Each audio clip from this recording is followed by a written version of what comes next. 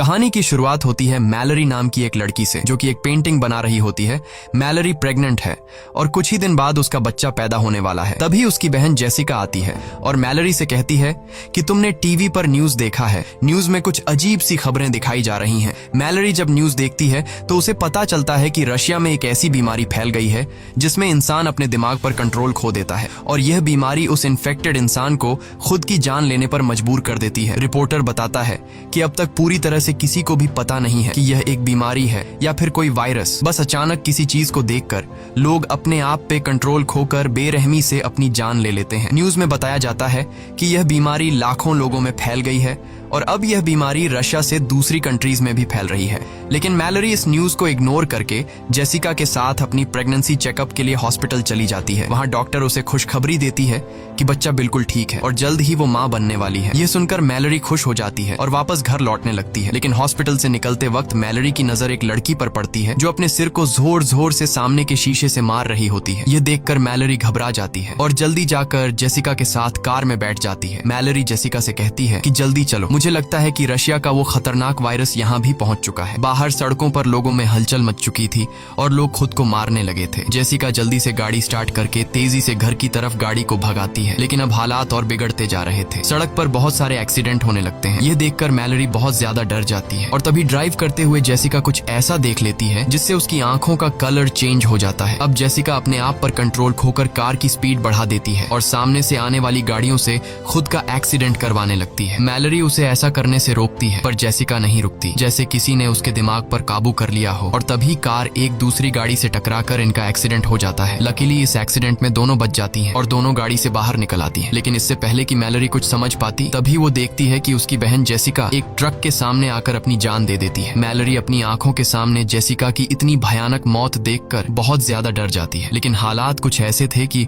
उसे अपनी बहन की डेड बॉडी के पास जाने का टाइम भी नहीं मिलता। वो देखती है कि चारों तरफ लोगों में भगदड़ मची हुई है और मैलरी भी उन्हीं लोगों में शामिल होकर आगे की तरफ दौड़ने लगती है। लेकिन पीछे से उसे कोई धक्का देकर नीचे गिरा देता है। तभी एक औरत उसकी मदद करने आती है, लेकिन इससे पहले कि वो मैलरी को उठा पाती, तभी उसे भी सामने कोई चीज दिखाई देती है और वो औरत भी जेसिका की तरह एक जलती हुई कार में बैठकर अपनी जान दे देती है। इसी बीच टॉम नाम का एक बंदा आता है। वो मैलरी को उठाकर पास के घर के अंदर ले आता है। इस घर में पहले से कुछ लोग मौजूद होते हैं और ये लोग भी अचानक से ये सब देखकर बहुत ज्यादा डरे हुए होते हैं। घर के अंदर मौजूद सभी लोग एक दूसरे से पूछते हैं कि आखिर क्या हो रहा है, पर किसी को कुछ पता नहीं होता। इसलिए ये लोग टीवी ऑन करते हैं। न्यूज में बताया जाता है कि बाहर कुछ ऐसी चीज मौजूद है जिसे देखते ही लोग पागल हो जाते हैं और खुद को मारने पर उतर आते हैं। रिपोर्टर बताता है कि यह वायरस पूरी दुनिया में फैल चुका है, इसलिए जो कोई भी इस वायरस से इन्फेक्टेड नहीं हुआ है उसे चाहिए कि वो अपने घर की सारी खिड़की दरवाजे बंद रखे और घर से बाहर निकलने की गलती बिल्कुल न करे। ये लोग जल्दी से घर की सभी खिड़कियां बंद कर देते हैं और साथ ही साथ खिड़कियों के शीशे भी पेपर से ढक देते हैं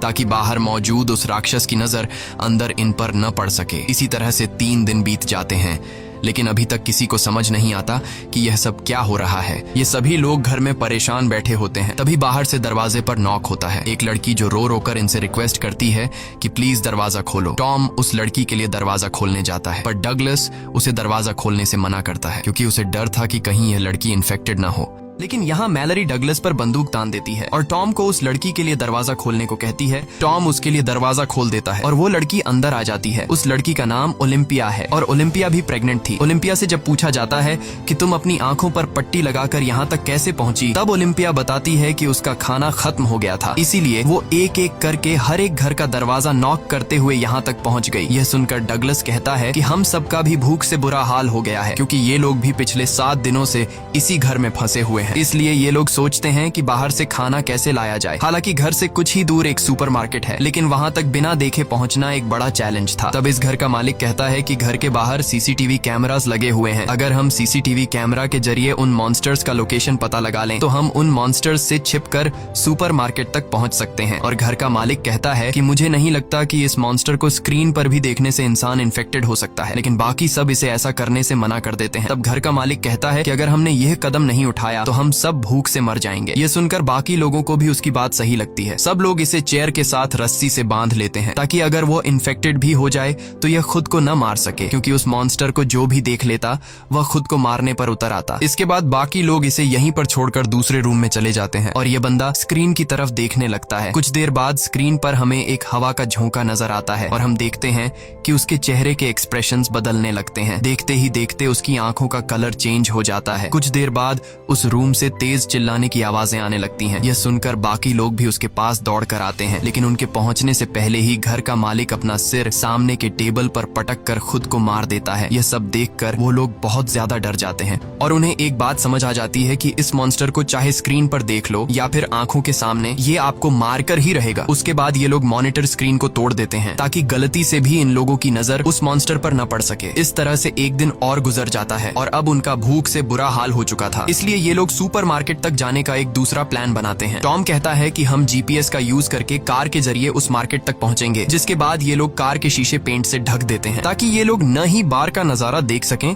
और न ही बाहर से कोई उन्हें अंदर देख सके। जिसके बाद 5 लोग जीपीएस की मदद से गाड़ी लेकर बाहर निकलते हैं और धीरे धीरे बिना आगे की सड़क नजर आए जीपीएस की मदद से आगे बढ़ते हैं। यहाँ हम देखते हैं कि पूरा शहर वीरान हो चुका है। चारों तरफ सड़क लाशों से भरी पड़ी है। कुछ दूर आगे जाने के बाद कार तेजी से वाइब्रेट करने लगती है। कार के सेंसर से पता चलता है कि कार को चारों तरफ से उन मॉन्स्टर्स ने घेर लिया है, लेकिन टॉम हार नहीं मानता और गाड़ी को आगे बढ़ाता है और जैसे तैसे करके ये लोग स्टोर तक पहुंच जाते हैं, जहाँ पर ये लोग अपनी आंखों पर पट्टी बांधकर कार से उतरते हैं और स्टोर के अंदर पहुंच जाते हैं। अंदर आकर ये लोग सबसे पहले खिड़की दरवाजे बंद करते हैं और फिर ये लोग अपनी आंखों से पट्टियां उतार देते हैं। स्टोर में खाने पीने और जरूरत की तमाम चीजें मौजूद थीं, जिसे देखकर वे सभी बहुत खुश होते हैं और हर एक बंदा जितना हो सके उतना राशन इकट्ठा कर लेता है। यहाँ हम मैलरी और टॉम को देखते हैं जो एक दूसरे से बातें कर रहे होते हैं। टॉम एक अच्छा इंसान था और टॉम ने मैलरी की जान भी बचाई थी। उनकी बातों से हमें पता चलता है कि ये एक दूसरे को पसंद करने लगे हैं। इसके बाद ये दोनों भी खुद के लिए जरूरत की चीजें ढूंढने लगते हैं। मैलरी को एक पिंजरे में 3 बर्ड्स मिलते हैं जिन्हें वह अपने साथ रख लेती है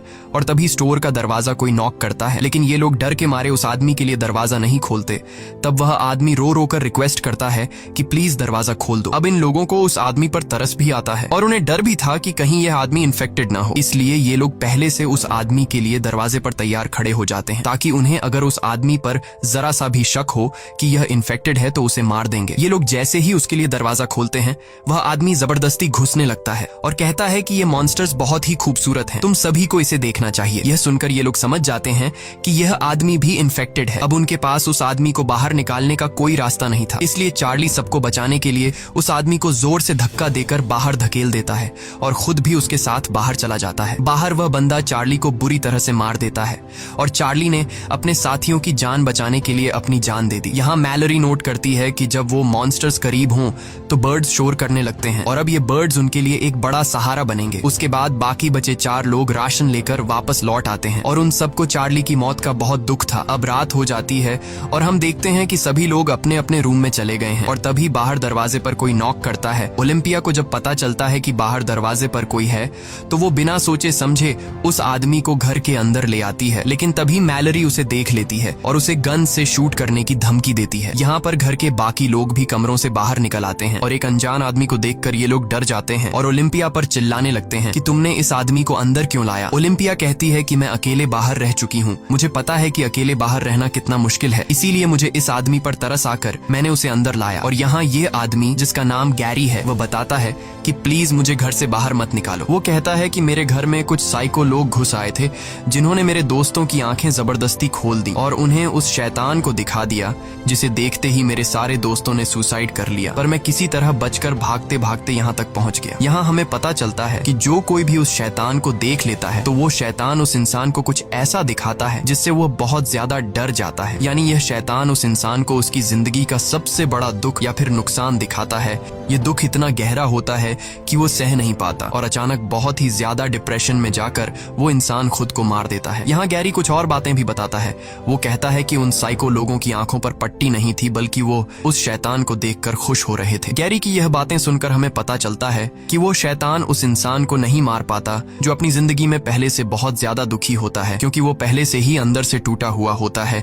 इसलिए वो इंसान जो पहले से अपनी जिंदगी डिप्रेशन में गुजार रहा हो, उस पर शैतान की इस चाल इस्तेमाल का ज्यादा असर नहीं होता, बल्कि शैतान उसे अपना गुलाम बना लेता है ताकि इंसान के रूप में रहते हुए ये लोग और इंसानों का शिकार कर सकें। अब क्या गैरी भी उस शैतान का एक पपेट है या फिर इन्हीं की तरह एक आम इंसान, ये तो हमें आगे पता चलेगा। यहाँ सब लोग गैरी को घर में रहने की इजाजत दे देते हैं, लेकिन डगलस को गैरी पर बिल्कुल भरोसा नहीं होता और वो गुस्से में गन लेकर उसे बाहर निकलने की धमकी देता है। पर तभी पीछे से शर्ला आकर डगलस को सर पर किसी चीज से मारकर बेहोश कर देती है और सब मिलकर डगलस को दूसरे कमरे में बंद कर देते हैं और गैरी सबका शुक्रिया अदा करता है। उसके बाद अगले दिन अचानक मैलरी और ओलिम्पिया दोनों को एक साथ लेबर पेन्स शुरू हो जाते हैं। टॉम और शर्ला उनकी मदद करते हुए दोनों को ऊपर के कमरे में ले जाते हैं, लेकिन गैरी नीचे ही रहता है और उसकी हरकतें भी कुछ अजीब सी होने लगती हैं। वो शैतान की ढेर सारी तस्वीरें निकालकर टेबल पर रख देता है और उसकी आंखें देखकर हमें पता चलता है कि गैरी भी शैतान के कंट्रोल में है। इसी बीच मैलरी और ओलिम्पिया अपने बच्चों को जन्म देती हैं। ओलिम्पिया को एक बेटी होती है और मैलरी को एक बेटा। लेकिन नीचे पिंजरे में बंद पंछी शोर करने लगते हैं, जिसे गैरी तंग होकर पिंजरे को उठाकर फ्रिज में बंद कर देता है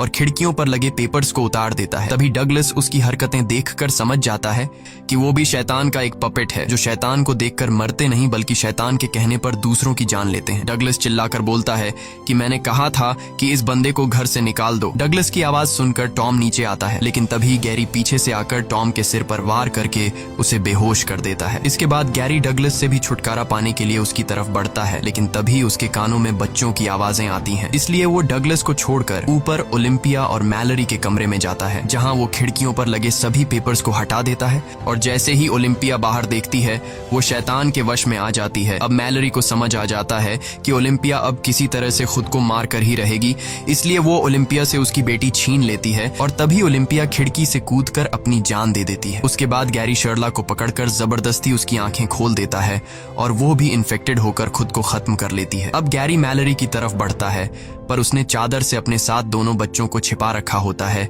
इसलिए अभी तक वो ठीक रहती है। पर गैरी उसे चादर छीनकर बाहर देखने के लिए उकसाने लगता है, लेकिन तभी वहां डगलस बंदूक लेकर पहुंचता है और अपनी आंखें बंद करके गैरी को शूट करने की कोशिश करता है। पर गैरी को पता होता है कि डगलस को नजर नहीं आ रहा, इसलिए वो मौके का फायदा उठाते हुए दौड़कर डगलस को अपने साथ ऊपर के फ्लोर से नीचे ग्राउंड फ्लोर पर गिरा देता है। गैरी डगलस को सीजर से मार देता है, ये कहते हुए कि तुम उस शैतान की खूबसूरती को नहीं देख पाओगे। इसी बीच टॉम को होश आता है और किसी तरह शॉट गन उठाकर गैरी को मारकर खत्म कर देता है। उसके बाद टॉम ऊपर जाकर मैलरी और बच्चों को शांत करता है। अब सिर्फ टॉम, मैलरी और 2 बच्चे जिंदा बचे थे। इसके बाद 5 साल के बाद का सीन दिखाया जाता है, जहां मैलरी और टॉम अब रिलेशनशिप में हैं और बच्चे भी बड़े हो चुके हैं, लेकिन खतरा अभी तक टला नहीं। बाहर अभी भी शैतान के कंट्रोल में लोग घूम रहे थे और वो नॉर्मल इंसानों को पकड़कर मार डालते थे। ये लोग पिछले 5 सालों से इसी तरह से चुपचाप जिंदगी गुजार रहे हैं। मैलरी ने बच्चों को इस मुश्किल स्थिति में सरवाइव करने के सभी तरीके सिखा दिए थे। यहाँ आप लोगों को भी पता चल चुका होगा कि जो लड़का है वो मैलरी का अपना बेटा है, लेकिन ये लड़की मैलरी की बेटी नहीं, बल्कि ये लड़की ओलिम्पिया की बेटी है, जो मरने से पहले ओलिम्पिया ने मैलरी के हवाले कर दी थी। एक दिन रेडियो से आवाज आती है जिसमें रिक नाम का एक आदमी बताता है कि हम जहाँ पर हैं ये जगह पूरी तरह से सेफ है। यहाँ पर हमारी एक कॉलोनी है, इस कॉलोनी में खाने पीने और जरूरत की तमाम फैसिलिटीज मौजूद हैं। वो आदमी बताता है कि अगर तुम लोग यहाँ आना चाहते हो तो नदी के बहाव के साथ आओ। जब नदी का बहाव सबसे तेज होगा तो वहीं पास के जंगल के बीच हमारी कॉलोनी मिल जाएगी। वहाँ बहुत सारे बर्ड्स हैं जिनकी आवाज सुनकर तुम हमें ढूंढ सकते हो, और हाँ, नदी के बहाव के साथ यहाँ आने में तुम्हें 2 दिन लगेंगे। टॉम उस आदमी पर भरोसा करके वहाँ जाना चाहता था, पर मैलरी वहाँ जाने से मना करती है। वो कहती है शायद ऐसा भी हो सकता है कि वो इंसान इन्फेक्टेड हो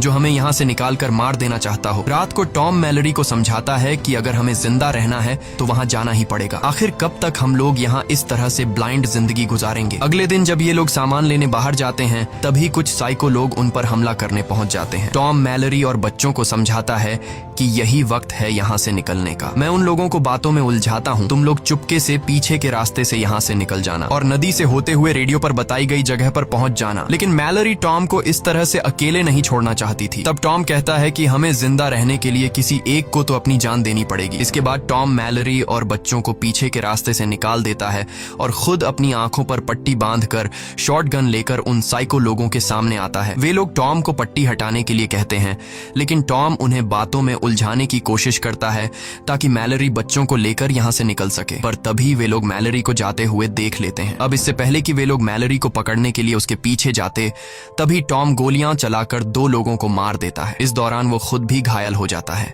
और अब बिना देखे बाकियों को खत्म करना उसके लिए मुश्किल हो रहा था।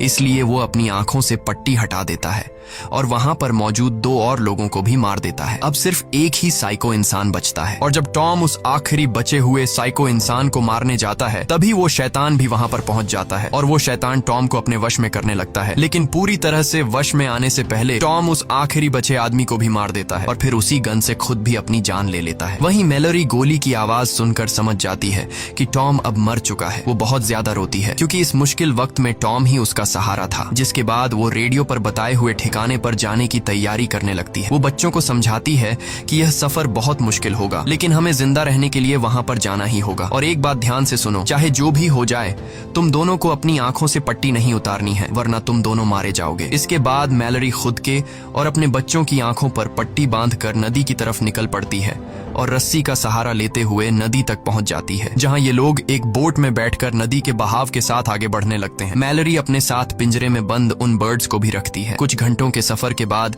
मैलरी रेडियो के जरिए उस कॉलोनी में रहने वाले लोगों से कांटेक्ट करती है जहां वो जा रही है। लेकिन तभी पिंजरे में बंद परिंदे शोर करने लगते हैं और उसी वक्त एक डरावनी आवाज मैलरी को बार बार पुकारने लगती है, पर वो सब कुछ इग्नोर करके आगे बढ़ना जारी रखती है। कुछ ही दूर जाने के बाद वो आवाज उसके और करीब होने लगती है। अब हम देखते हैं कि एक आदमी मैलरी के काफी करीब आकर उससे कहता है कि तुम अपनी आंखों से पट्टी निकाल दो, तुम यहाँ पर सेफ हो और मेरे पास खाना भी है। लेकिन मैलरी बच्चों को चादर से छिपाकर गन से चारों तरफ शूट करने लगती है, जिससे वो आदमी समझ जाता है कि मैलरी अपनी आंखों से पट्टी नहीं हटाएगी। इसलिए वो आदमी बोट के पास आकर मैलरी पर हमला कर देता है और जबरदस्ती मैलरी की आंखों से पट्टी हटाने की कोशिश करता है। और यह आदमी भी गैरी की तरह मैलरी से कहता है कि तुम्हें अपनी आंखों से पट्टी हटाकर उस शैतान को देखना चाहिए, वो बहुत ज्यादा खूबसूरत है। लेकिन मैलरी खुद को बचाने के लिए एक हथियार से उस पर हमला कर देती है और उसे मारकर वहां से बच निकलती है। इस तरह से सफर करते हुए मैलरी और बच्चों को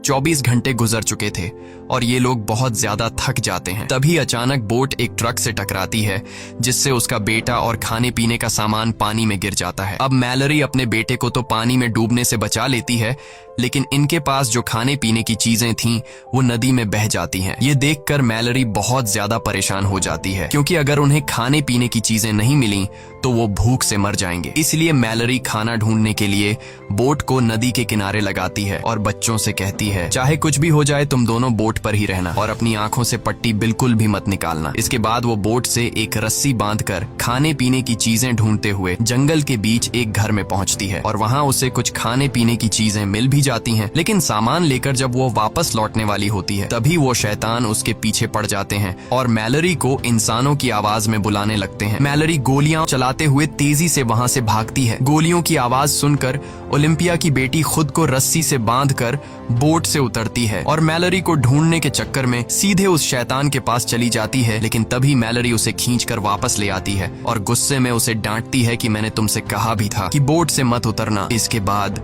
ये तीनों फिर से अपना सफर जारी रखते हैं और अब मैलरी और बच्चे 42 घंटे से लगातार सफर पर हैं। मैलरी बच्चों को समझाती है कि अब नदी में एक ढलान आने वाला है, जिससे पानी का बहाव बहुत तेज हो जाएगा, इसलिए बोट को मजबूती से पकड़ कर रखना। थोड़ी ही दूर आगे जाने के बाद नदी का बहाव तेज होने लगता है। ये लोग मजबूती से बोट को कसकर पकड़ लेते हैं, लेकिन यह रास्ता बहुत ही ज्यादा खतरनाक था। तभी अचानक उनकी बोट पलट जाती है और तीनों पानी में गिर जाते हैं और ये तीनों पानी में बहते रहते हैं। अब मैलरी अपने बेटे को तो पानी में पकड़ लेती है, लेकिन ओलिम्पिया की बेटी को जमीन मिल जाती है और वो मैलरी को पुकारने लगती है। लड़की की आवाज सुनकर मैलरी उसे भी ढूंढ लेती है। इस तरह से उन्होंने अपने सफर का सबसे मुश्किल रास्ता तय कर लिया था और अब उनकी मंजिल काफी करीब थी। ये लोग जंगल में आगे बढ़ते हैं और तभी उन्हें परिंदों की आवाज भी सुनाई देती है, जिस तरह से उन्हें रेडियो में कहा गया था। ये लोग परिंदों की आवाज का पीछा करते हुए उसी डायरेक्शन में जाते हैं, लेकिन तभी वो शैतान भी वहां पहुंच जाता है और उनका पीछा करने लगता है। वो शैतान उन्हें अपनी आंखों से पट्टी हटाने के लिए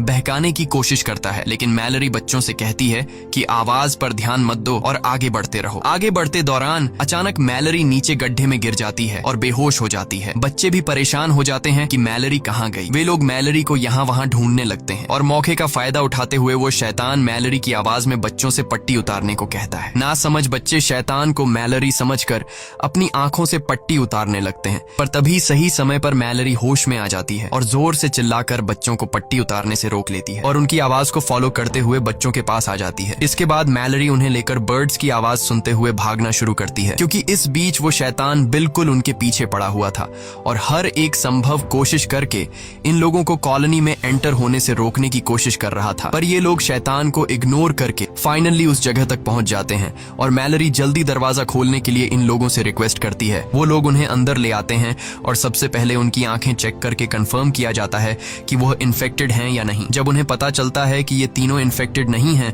तो वो लोग उन तीनों को कॉलोनी के अंदर ले आते हैं। मैलरी अपनी पट्टी हटाकर देखती है कि ये एक ब्लाइंड स्कूल है जहां ज्यादातर लोग देख नहीं सकते और इसलिए वो शैतान उनका कुछ नहीं बिगाड़ सकता। यहाँ मैलरी की मुलाकात रिक नाम के एक बंदे से होती है। ये असल में वही बंदा है जिसने रेडियो के जरिए मैलरी और टॉम को इस जगह का लोकेशन दिया था। यहाँ बहुत सारे बर्ड्स भी पाले जाते हैं ताकि खतरे की वार्निंग उन्हें मिलती रहे। मैलरी भी पिंजरे में बंद उन परिंदों को आजाद कर देती है। इसी के साथ ये कहानी खत्म हो जाती है। अगर आपको वीडियो अच्छी लगी हो तो हमारे चैनल को सब्सक्राइब और वीडियो को लाइक जरूर कीजिएगा और अगर आपको इस मूवी का सेकंड पार्ट देखना है तो कमेंट में पार्ट 2 लिखें।